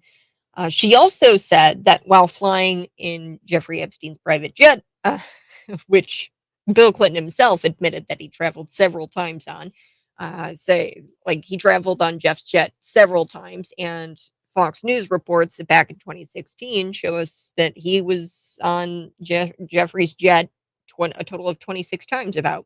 And he abandoned his Secret Service details multiple times, about 5 times within that 26 times he was on the jet. He just said, Secret Service, you guys stay back. I'm going to go with Jeff alone. And on one of these plane rides, Joanna said that Epstein had made an unplanned stop in Atlantic City, New Jersey. Jeff said, "Great, we'll call Trump," after they decided that they were going to stop in this Atlantic City, New Jersey. And Epstein had actually suggested that they visit Trump's casino. I wonder why the New York Times made mention of this, because really what this is, it's just kind of an offhand remark by Jeff on his jet. The two don't really have anything to do with each other. The scandalous allegation against Bill Clinton that he prefers them young. If you skim through this part of the article, you would think that this statement regarding Clinton and the Atlantic City remark that they were going to make this stop and that they might go to Trump's casino, you would think that they were connected. But they're totally two different things, and they don't have anything to do with each other. And like I said, back in 2007, Trump banned Epstein from Mar-a-Lago. The progressives are going to say that this is all fake news. They're going to say that, well, what about Trump? He's best friends with Jeffrey Epstein. That's not true. Attorney Bradley Edwards actually named Donald Trump as the only one who helped him helped him build the case against Jeffrey Epstein. Now in Illinois, yes, good old Illinois. I mean, I could see this coming from a mile away. Illinois and the state of Massachusetts, they filed motions to remove Donald Trump from the 2024 ballot. That's adding to a list of states where the former president faces challenges to his candidacy under the 14th Amendment for so-called insurrection. He hasn't been charged with insurrection, hasn't been convicted of insurrection. And as I told you before, the 14th Amendment, it was designed to bar former Confederate officials from holding office. So you could even make the argument that the 14th Amendment, Section 3 of this, it doesn't apply to the presidency. But also, I highly doubt the Confederate officials said things like, "Go peacefully and patriotically and make your voices heard." No, no, no, no. The Confederate officials were Democrats, and they went up to the North and shot people in the face because they didn't agree with them on the issue of slavery. So those were the Democrats, by the way. And look, I'm all for states' rights. This is not a states' rights issue. This is a national office, not a states' rights issue. Okay. We have an expert on the line, and I'm so excited to get to him. He is America's criminologist, Dr. Curry Myers. Now, he has spent decades in law enforcement, 35 years, coupled with academic research and study. He's been looking into this issue of swatting. This is an increasing trend. It's dangerous. It's faking dangerous crimes to get the police to go out there and respond with force to a victim's house. It's actually happened here in Bloomington a couple of times at the high school, and it's become a popular tactic among those who would rather punish their political opponents than win a debate of actual ideas. So, what I imagine, and we're going to have Dr. Curry Myers on to explain this. Doctor, I want to ask you, so what type of people are making these calls? And do you have any kind of idea of what type of people are making these calls? Is it people on the opposite side of the political spectrum, and who is greatly affected by swatting? Who are the most recent victims of this, at least at the congressional level? Well, it's a pleasure to be on. The victims have been all over the span of and spectrum. So it's been politicians, it's been judges, it's been school districts, as you mentioned. It's been radio hosts. There's been all kinds of folks that have been swatted, and it's been occurring for the last couple of years. And it kind of started out with the doxing movement first, if you remember doxing, where you release information about individuals, and it's morphed into both doxing and swatting techniques. So it's all over the spectrum and could literally be done to anybody. If we want to do a psychological profile, I think just envision your local Antifa leader. It probably would be a good idea on the psychological spectrum. This is part of what I call the dark psychological traits that I wrote about on my Substack on the Advent of Feral Man, where I personally feel as if we've seen an increase in narcissism, Machiavellianism, certain psychopathies that are occurring that include sadism. And the best way to foster these dark psychological traits, quite frankly, is through the social contagions that are occurring that we see on social media and technology. So that's why we've seen an increase of it in the last 5 to 10 years, because social media has literally taken over most things. And it's so easy to hide, be anonymous, be de-individualized by just calling in and attacking people. The problem is that swatting is extremely dangerous. Number one, somebody could get hurt, somebody could get killed. And number two, it's extremely expensive. The labor resources that are used for tactics to go and respond to these issues can be in the multiple thousands of dollars. And so it's extremely expensive. Yeah, well, and I want to ask, Marjorie Taylor Greene, I've seen a lot of things come out about her being swatted several times. And she's a congresswoman. Then you've got the Hunter Biden laptop repairman, the law professor, Jonathan Turley, Senator Rick Scott. I've got to ask, is it dangerous for law enforcement in that, you respond to a victim's home with force, obviously, because you think a dangerous crime is happening. Somebody called in, said something was going on.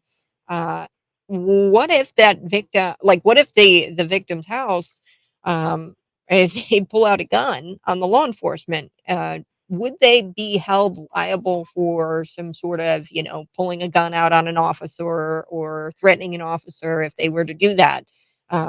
Obviously, I'm just thinking, you mentioned radios. What if somebody swats me? If somebody comes in here, what if I pull out a gun on the guy? You know what I mean? Right. Am I going to get in trouble? I have no idea, who'd be coming in. So Would you be held liable if you did something like that? If somebody swatted your house? Well, potentially. You just remember, anytime we use a gun, you have to understand the use of it and field of fire and all those kinds of things. So if you fire negligently, if you don't pay attention to who it is when somebody comes in, just like law enforcement, you have to understand field of fire, and you just don't fire in the direction of something. You have to verify and see something before you fire. You don't shoot, law enforcement doesn't shoot through walls, things like that.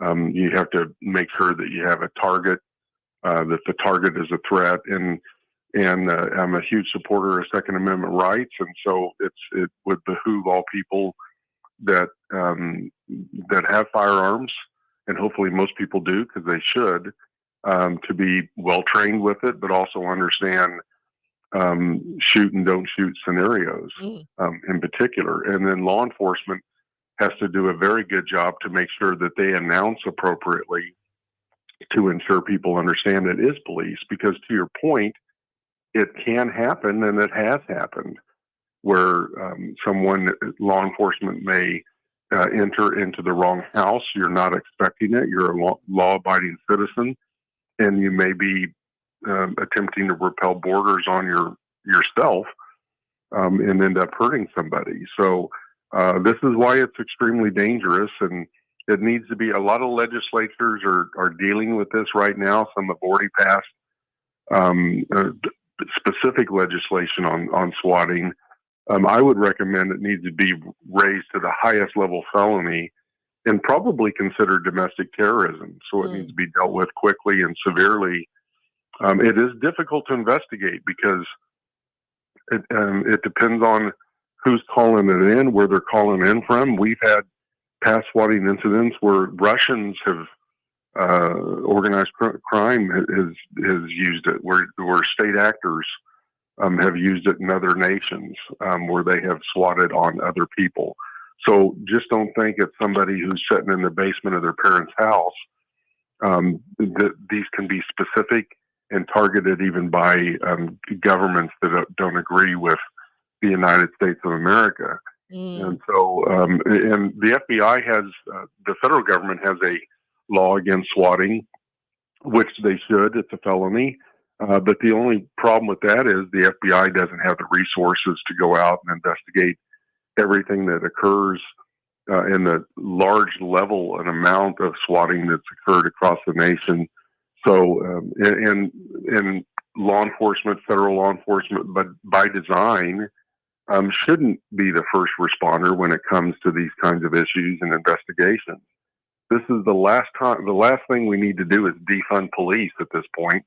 In fact, we need to increase funding, training, and capability for law enforcement to be able to investigate at a high level more and more things. And swatting would be one of those things that they have to be able to investigate fully and completely.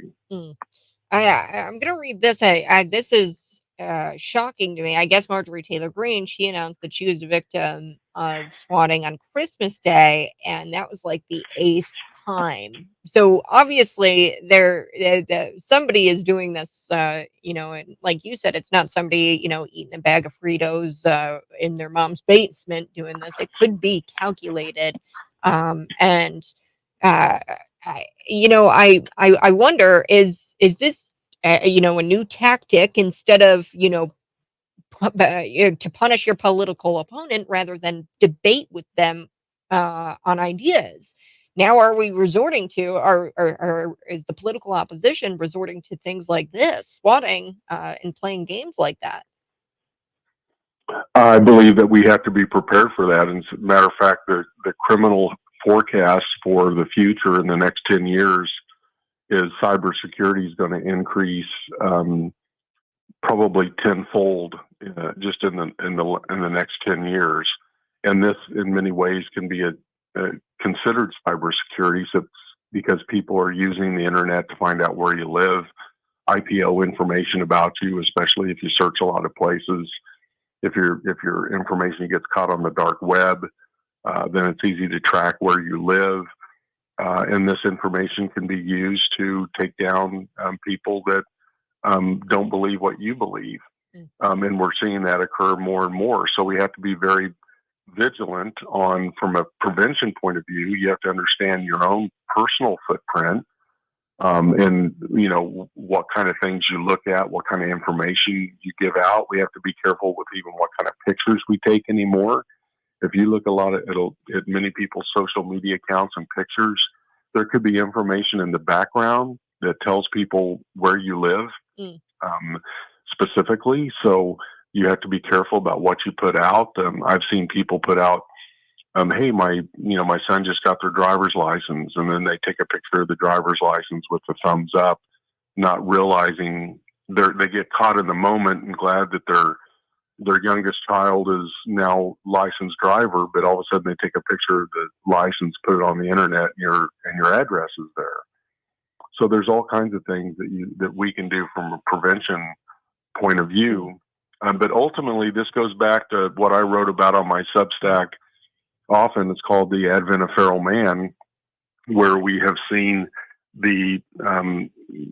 especially the impact of the dark psychological traits, especially narcissism, Machiavellianism, and certain psychopathies that are occurring that's fostered through sadism. And these are fostered by social contagions, and through negative observational learning. And it's influenced through social media and technology. And so we no longer, we have a lack of faith, family, and formation, quite frankly, in today's society. And that lack of faith, family, and formation is causing what I refer to as the advent of feral man. We have feral people that are running in the streets. Yeah. And it's not just, we've seen an increase in mass crime, where mass crime meaning multiple people committing crimes at the same act. 20 years ago, shoplifters might be 1 or 2 people. We see shoplifting where it's 20, 30, 50 people going in. We're seeing more and more people, if they jack somebody's car, you see multiple cars try to pull over a car and jack a person compared to what it was in the past. We see burglaries that are occurring where they take stolen cars, ram into the buildings at night, and you'll see 15 people get out of the cars and burgle the facility. So we're definitely seeing a degradation of man that's occurring, and this is catching up with our criminal justice system. And it's on top of the fact that we had the defund movement from 2020 and on, that has put policing in a particular situation where we now have a lack of police officers. That many budgets have been are now down about 5% increase over time, according to most large federal facilities. You have New York Police Department is going to be at 29,000 police officers. It's the first time in multiple decades that they've been that low. And we're seeing just huge problems associated with this. And it's going to take about 10 years for law enforcement to recover from the defund movement. We're talking with America's criminologist, Dr. Curry Myers, and you guys are going to want to check out his Substack. That is drcurrymyers.substack.com. And before we go, Dr. Myers, I do want to ask you about the nature of a swatting call. So, they're faking these dangerous crimes. Can you walk this out for me? How would a swatting call kind of sound or go? And can law enforcement decipher the difference between a swatting call and an actual dangerous crime taking place? Yeah, that's a great question. So the typical swatting call is going to be somebody that's going to call 911 and say, hey, there is a mass shooting going on at 1515 Wedgwood Lane, and there are so that's an indication of calling out law enforcement to respond. Or they may say, hey, we have a a multiple homicide that's occurred, they're probably not going to say homicide. They're going to say, hey, there's been 3 people killed at this house, and somebody's walking out the door, shouting and shooting into the air. So what dispatchers have to do is try to have increased training on seeing whether or not somebody is being deceptive as they call in, because more often than not, they may have written those things out ahead of time, so they kind of sound fake when you're doing it. But to your point, law enforcement, we have to make sure that we're doing a better job vetting these phone calls before we send people out and gathering intelligence. But the problem is that the longer we vet and the more information we try to gain before we send somebody out means that seconds may be lost. And when something is real, then it becomes problematic because we're not getting there in time. I'm a huge supporter of that we should embrace evidence-based policing. I think Americans would be shocked that in most cases police operate off historic information. They don't see information in real time. They don't see information about other criminals in real time. When you write a police report, you may never see that police report again. And so there's, with the advent of technology, there are ways that we can see information better and in real time. But we have to have the software, we have to have the training, we have to have the capabilities to be able to use evidence-based policing. So this goes back to funding police. I think we're at a position where local police need to be funded much better. They need to be trained much better. And there's additional responsibilities that law enforcement has to do now that they would have never done before. And we can't do funding through fines, fees, and forfeitures because that drives a wedge between police and the community. This means that police need to be funded with general funding capabilities and definitely not through fines, fees, and forfeitures. And what I mean by that is you have places like the city of Chicago that have increased the number of speed cameras, and they're using it as a source of revenue to try to help supplant the budgets for the police department. So you can't operate on that. Law enforcement should never be used as revenue generators. Yes, yes. Well, we are getting close to our time here. Dr. Curry Myers, tell us more about your Substack and where we can find out more information about you. I write opinion pieces and perspectives on Substack often. I have a weekly podcast that I talk about criminal justice news and information of the day. They're usually released on Friday. So after this call, I'll be working on that to release out. And again, thanks for letting people know about the Substack. It's drcurrymyers.substack.com. Curry is Currie. Myers is Myers. It's free. We ask for your email to keep in touch with you, but it's free because I'm going to keep it free because I want people to see information about criminal justice issues. And if we're doing something wrong on the law enforcement end, I talk about those things as well. So I'm very fair on both sides of the house. Thank you, Dr. Curry Myers, an expert. That's America's criminologist. You have a great rest of your day. Thank you very much. Happy New Year to everybody. Happy New Year. All right, folks, we're back on the Morning Buzz after this short break. I'm Kat Peterson.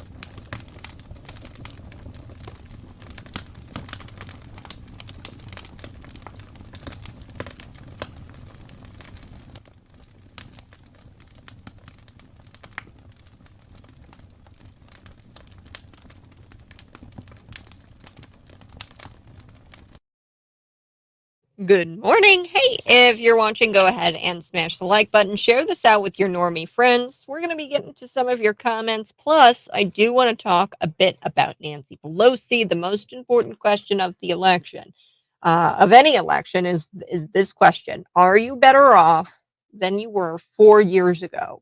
Are you better off now than you were 4 years ago? That's the only question that matters. And the Democrats and the media, I repeat myself, they are going all in on white supremacy and abortion because they know the answer to that question. And under Joe Biden, we are not better off than we were 4 years ago. So, lol, no, lol, no, we are not better under Joe Biden than we were Trump. And so they need divisiveness, they need fear, and they need to play groups of voters off each other as a distraction. In fairness, though, I will say, Democrats, their politics of fear and divisiveness, this is better than what Nancy Pelosi just did. She got out there and she told Americans that they better be grateful and they better realize the opportunity Joe Biden has given us.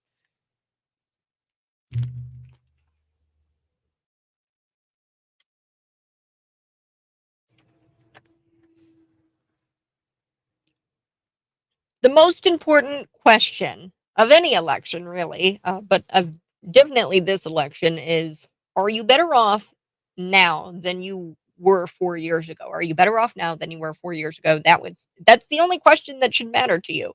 And that's why Democrats and the media, but I repeat myself, they're going all in on white supremacy and abortion. They know the answer to whether you are better off under Joe Biden, and the answer is no, I'm not better under Joe Biden. And they need divisiveness. They need fear. They need to play groups of voters off of each other as a distraction because they know that they're beat. They're beat when it comes to the economy. They're beat when it comes to the crime. And this is the Morning Buzz. You can always subscribe to my YouTube channel. That's Cat Peterson 929. Big thank you to Curry Myers, Dr. Curry Myers. He's the America's criminologist, and we talked a lot about swatting, and it affects you because guess what? District 87 gets swatted. I'm sure they've gotten swatted at least twice in the last year. I'd have to double check on the exact numbers, but I know it's more than once, and it's concerning. And it concerns you, it concerns your community, and we need to hold these people accountable. And really, I think it is an act of domestic terrorism, and they should be held held liable to the fullest extent of the law. Now, back to the Democrats and their election this year. So Democrats, they've got this fear, this divisiveness that they love to stoke, but I will say this: all of their divisiveness, their hate, and their bigotry coming from the Democrat Party, it's not as bad as Nancy Pelosi getting out there and telling you that you should be grateful and you should realize the opportunities that Joe Biden has given you. What opportunities are you talking about? Because my life is not better under Joe Biden. Don't believe me? Let's just take a listen to good old Nancy Pelosi. No, this is not Michael Jackson. It is Nancy Pelosi. I'll never forget Tucker Carlson's bit. Here we go. Let's take a listen. Let's just take it to the kitchen table about people's health, financial well-being, their freedom to live their lives, and again, the opportunity that Joe Biden has given them. But let's just take it. What? Let's just take it to the kitchen table. Let's just take let's just be grateful for the opportunities Joe Biden has given us. What? She claims that the Democrats lowered the deficit again, which I mean, laugh out loud. That is hilarious. The budget or the deficit. The Democrats did not lower the deficit. The national debt has topped $34 trillion for the first time ever. And here's Joe Biden claiming he literally cut the debt in half by $1.7 billion. And then he claimed he cut it by $7 billion.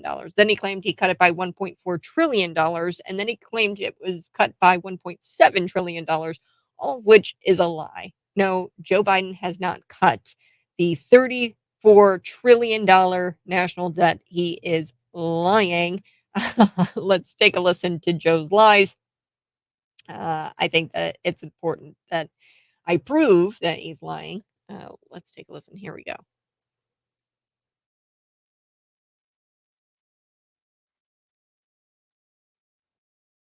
Literally cut the federal debt in half by $1.4 trillion. $1.7 trillion. $1.7 trillion cut. We cut the debt by 1.7 billion in the last 2 years. Let me say that again. $1.7 trillion. I reduced the budget by 1.7 billion. Okay? I reduced the debt. We cut the federal debt in half. Fact. In the first 2 years of my administration, I cut the debt by $1.7 trillion. $1.7 billion. $1.7 trillion. $1.7 trillion. $1.7 trillion. $7 billion. $1.7 trillion. $1.7 billion. It's a trillion dollars. Not billion, trillion dollars. $1.7 trillion. Hear me? No one's ever reduced the debt that much. I think you get the point. No, Joe Biden is lying. He's actually added to the debt. Americans, we're left weighing the positives and negatives. On the plus side, you're paying more, 16.7% for milk. So you're paying 16% more for milk, 18.5% more for housing, 20.5% more for food at home, 24% more for eggs. Eggs have gone up extremely high, and 36.2% more in credit card debt. On the minus side, well, your disposable income, negative 7.5% in disposable income. We're losing disposable income. Anybody who has functioning eyes can read the data. They can read their grocery receipts. They can read the number on the gas pump. They can read the numbers on their credit card bills and their saving accounts, and then they can see the discrepancy between the two. All the cherry-picked data in the world doesn't matter when people feel how everything has gotten more expensive. And we know pre-Biden, gas was down, food was down, basic groceries, heating your house, and then not to mention the border crisis. Okay, the border crisis has migrated to sanctuary cities, and suddenly these sanctuary cities don't want these immigrants anymore, these illegal immigrants, and now they're shipping them out to places like Grundy County, Will County, McLean County. But thank God we've got people who are fighting against that. Earlier in the show, we talked with Chris Belkema. He's running for State Senate District 53. And you won't believe it. He actually has the cojones to stand up and say, no, not in our county. There's a resolution legislation. They became a non-sanctuary county in Grundy County. And what they did, they did this to try to prevent Chicago and the state from forcing them to take illegals. And they actually went as far as to create signs that said no illegal immigrants allowed in this county. They made signs for those buses that are coming up from Texas, and they've made it very clear: do not stop in Grundy County. We're not going to have it. So I've got to take a quick break, but we're back next in just about 5 minutes or so. Find me on YouTube, Facebook, Twitter, and Rumble, and text me at 309-451-9299.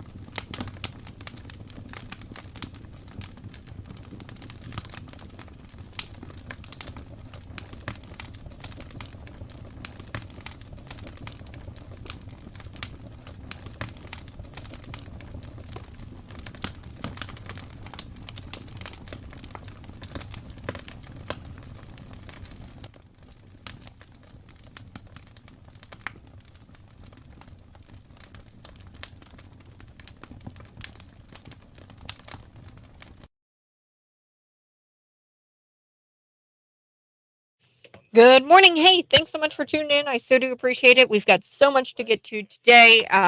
Now, one thing that I am hoping to get to is Vivek Ramaswamy. You guys remember when he roasted this reporter? I talked about it yesterday. It was a WAPA reporter. The WAPA reporter literally does what Vivek Ramaswamy said that she was going to do over this white supremacy. She goes, "Will you condemn white supremacy?" And he goes, I'm not going to bend the knee to your religion and talk about white supremacy." Um, so she gets fact checked pretty hard. We'll get to that story here in just a little bit.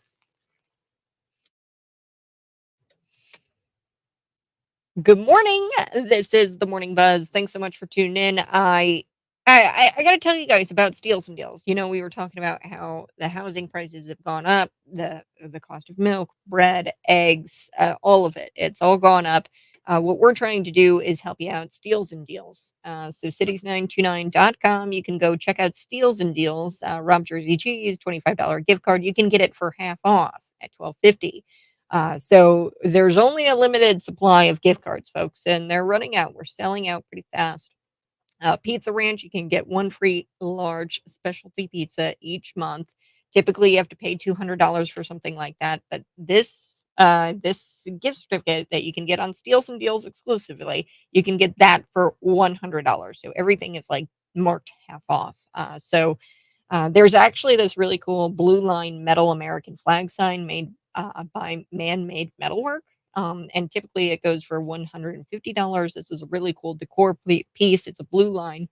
We've been talking about law enforcement today, specifically as it relates to swatting and how dangerous it is for law enforcement and the victim. And that we talked with Dr. Curry Myers, about swatting and how they need to be the suspects of these crimes. They need to be really charged with something like domestic terrorism. It's truly dangerous. It takes up a lot of resources, and it costs a lot of money to send SWAT out to somewhere. So we were talking about that. Plus, I've got some more stories for you about Vivek Ramaswamy. He blasted this WAPO reporter. I talked about that yesterday. And this WAPO reporter does exactly what Vivek Ramaswamy said she was going to do. She printed this terrible headline. She goes, "Oh, yeah, Vivek Ramaswamy, he wouldn't condemn white supremacy," but she didn't even really print his real answer about that. So I'll be talking about that. But first, I do want to lighten things up a little bit. There are some good news stories out there, believe it or not. An animal shelter in Pennsylvania is now eerily quiet. Not even a single bark, whimper, or scratch at the door. And that's a great thing. The Adams County SPCA had an extra reason to celebrate on New Year's Eve because they ran out of animals for the first time in 47 years. All 18 kennels at the shelter, they were empty because all of the animals were adopted. So people are still adopting pets even post-pandemic. The social media post called it a true miracle. And then they said, "To say that we are beyond excited is an understatement. Workers have never thought that it'd be possible." They never thought it'd be possible earlier in the month when they suddenly received 7 dogs that were needing medical care. But in the end, each of them found a forever home.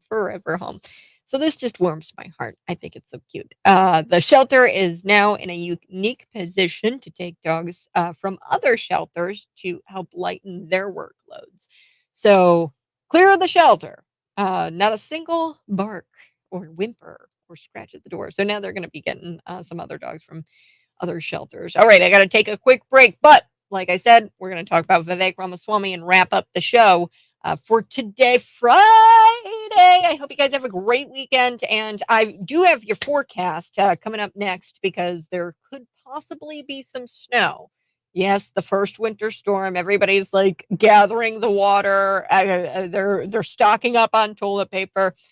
Yeah, it's another snowstorm. It'll be fine. All right, I'm back next.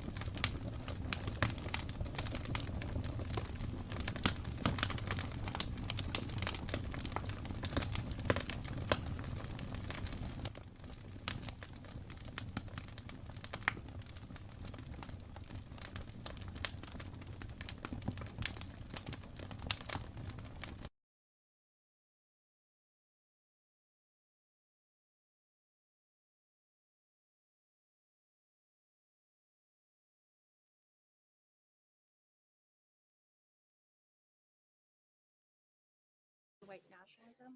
I mean, what this kind? Who are you with? Which it's a Washington Post. All right, so potato. Okay. Of course, I condemn any form of vicious racial discrimination in this country, but I think that the presumption of your question is fundamentally based on a falsehood that really is the main form of racial discrimination we see in this country today.